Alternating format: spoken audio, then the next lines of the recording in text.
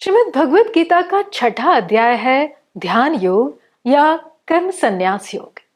इस अध्याय में भगवान श्री कृष्ण कर्म योग यानी सांसारिक कर्तव्यों का पालन करते हुए आध्यात्मिकता का अभ्यास और कर्म संन्यास यानी कि त्याग का पालन करते हुए आध्यात्मिकता का अभ्यास, इन दोनों का तुलनात्मक मूल्यांकन जारी रखते हैं और अंततः वे इस बात को दोहराते हैं कि त्याग संन्यास कर्म संन्यास से कर्मयोग ज्यादा व्यवहारिक मार्ग है। नमस्ते मित्रों, अभी तक हम लोगों ने भगवत गीता का 1 से 5 अध्याय का चिंतन किया। भगवत गीता का ये चिंतन हमारे जीवन में शांति कैसे मिले, नित्य शांति कैसे मिले, जो सुख जिसको हम कहते हैं वो नित्य सुख कैसे मिले, ये सारे प्रश्नों का उत्तर देते हुए भगवत गीता अभी 6th चैप्टर में हम लोग प्रवेश करेंगे, जिसका नाम है ध्यान योग और आत्म संयम योग। 2 नाम इस अध्याय को दिया गया है और 47 श्लोक का ये अध्याय है। इस अध्याय में हमारे बहुत सारे प्रश्नों का आंसर है। जैसे अध्याय की जब शुरुआत होती है तो उस शुरुआत में भगवान कहते हैं कि हमारा उद्धार कैसे होगा। हम लोग चाहते हैं कि कोई गुरु आ जाए, हमारे सिर पे हाथ रख दे, कोई बोलते हैं कि यहाँ पे हमें हाथ लगा दे, कोई बोलता है कि ये पानी पी लो आपका उद्धार हो जाएगा।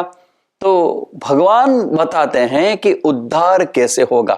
भगवान का कहना है 5वें श्लोक में भगवान कहते हैं उद्धरेद आत्मनात्मानम नात्मानम अवसादयेत आत्मेव ही आत्मनो बंधु आत्मेव रिपुरात्मनः।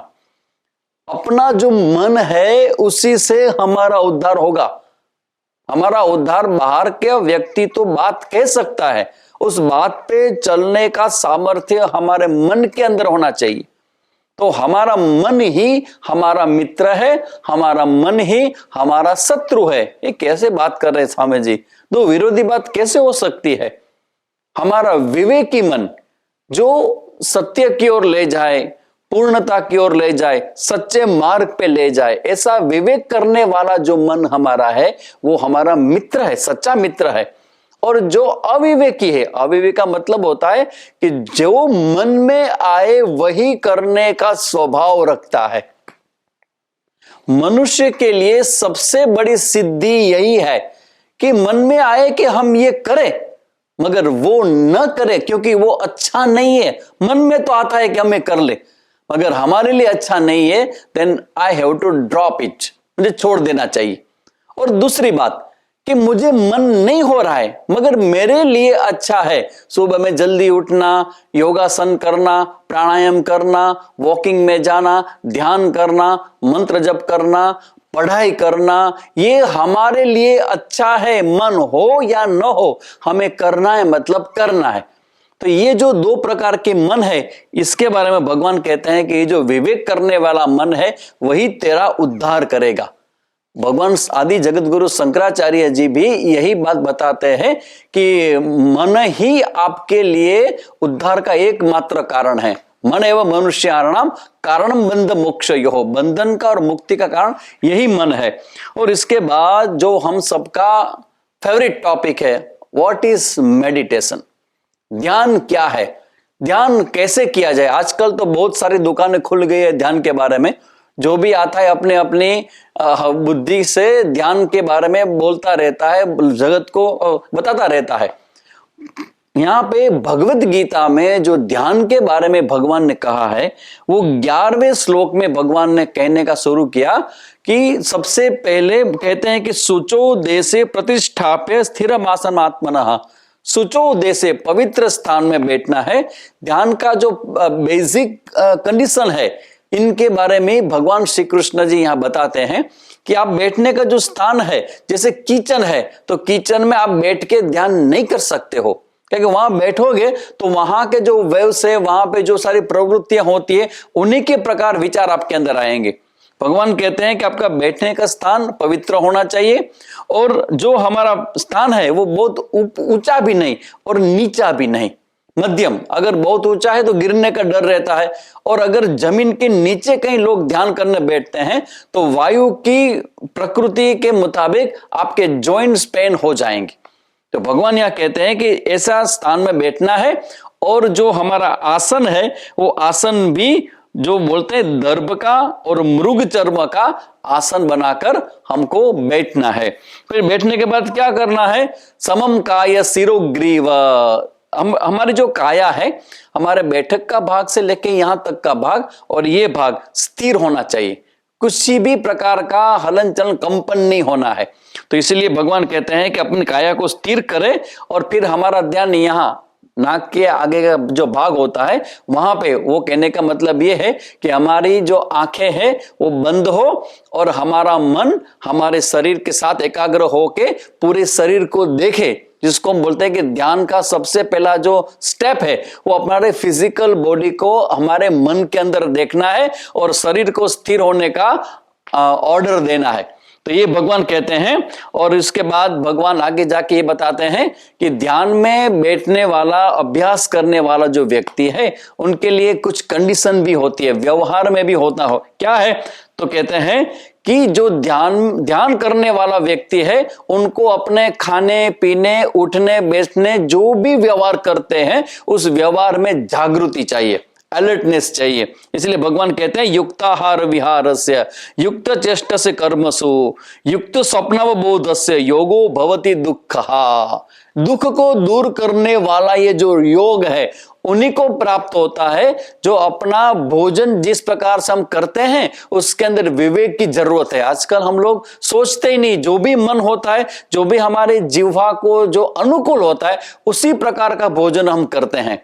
भगवान कहते हैं ये नहीं करना चाहिए, भोजन करने में विवेक होना चाहिए। इसलिए आपका भोजन भी ऐसा हो, क्योंकि भोजन जो हम करते हैं ना उसका स्थूल भाग से हमारा स्थूल शरीर बनता है, मगर भोजन का जो सूक्ष्म भाग है उससे हमारा मन बनता है। तो हमारे भोजन में भी विवेक करना चाहिए और हम जो व्यवहार करते हैं उसमें भी हम विवेक करके ही व्यवहार करना चाहिए।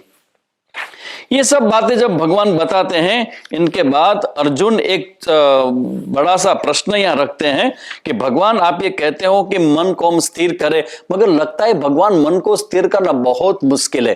चंचलमी मन कृष्ण प्रमाथिनी बलवद दृढ़म। ये मन को स्थिर करना कोई सिंपल सा इजी काम तो है नहीं। हम लोगों को भी अनुभव है, जैसे आप लोग अभी मुझे सुन रहे हो तब आपका मन एकाग्र लगता है, मगर जैसा मैं बोलूं चलो आप सब आंख बंद कर दो और शांति से अपने श्वास को प्रश्वास को देखते रहो, तुरंत आपका मन बहुत और विचार में चला जाएगा। तो अर्जुन प्रश्न करता है कि भगवान हमारा मन चंचल है, क्या करे? अर्जुन कहते हैं कि भगवान हमारे मन को निग्रह करना बहुत मुश्किल है। भगवान इस बात को स्वीकार करते हुए कहते हैं कि असंशय महाबाहो मनो दुर्निग्रह चलम। तेरी बात सही अर्जुन, मन को नियंत्रित करना, एकाग्र करना इतना इजी सिंपल नहीं है, मगर उनके लिए भगवान दो साधन की यहां बात बताते हैं। अभ्यास है न तो कौन्तेय वैरागेण च गृह्यते। अभ्यास का मतलब एक ही बात को बार बार करते रहो तो आपको सिद्धि मिल जाएगी। इसलिए बच्चों को भी हम बताते हैं, अगर अभ्यास, पढ़ने का अभ्यास हो जाए एक ही समय में, जैसे 3 घंटा आपको अभ्यास करना है तो एक ही जगह पे और उसी समय में रोज अभ्यास करें, रोज मन को एकाग्र करने का आप प्रयत्न करें तो धीरे धीरे मन आपके साथ होता जाएगा। और जब आप अभ्यास करने बैठोगे आपका मन शांत हो जाएगा, जिसको बोलते हैं अभ्यास। और वैराग्य का मतलब होता है जिस विषय में आपको एकाग्र करना है उस विषय के अलावा जितने भी विषय है सबको छोड़ देना है, उसको बोलते हैं वैराग्य। तो अभ्यास और वैराग्य ये दो बातें भगवान बताते हैं कि हमारे मन को अगर नियंत्रित करना है, ध्यान में आगे बढ़ना है तो ये दो साधन हमारे पास होना ही चाहिए। फिर अर्जुन एक और प्रश्न छेड़ देता है कि भगवान हम साधना करें, योग में आगे बढ़े, अगर ऐसा हो कि योग में सिद्ध होने से पहले ही अगर हमारा फिजिकल बॉडी, हमारा मृत्यु हो जाए तो फिर हमारा क्या होगा? हमारी साधना तो रुक जाएगी। भगवान बोलते हैं नहीं कल्याणकृत कश्चित दुर्गतिम तात गच्छति। सत्य के मार्ग पे चलने वाला, अध्यात्म के मार्ग पे चलने वाला किसी भी व्यक्ति की दुर्गति कभी भी नहीं हो सकती है।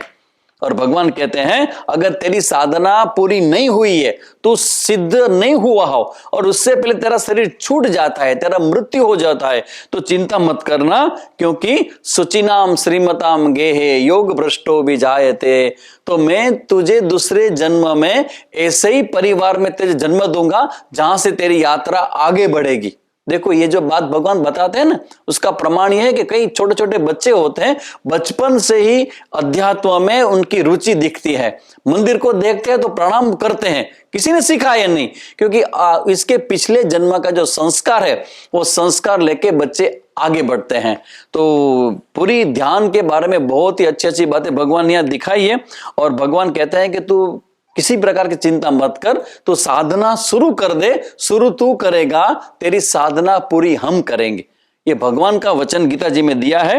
इस प्रकार से ये 6th चैप्टर में 47 जो श्लोक है, इसके अंदर बहुत सारी बातों का रहस्य का भगवान ने उद्घाटित किया है। अभी हम नेक्स्ट टॉक में 7th चैप्टर में प्रवेश करेंगे। ओम नमस्ते।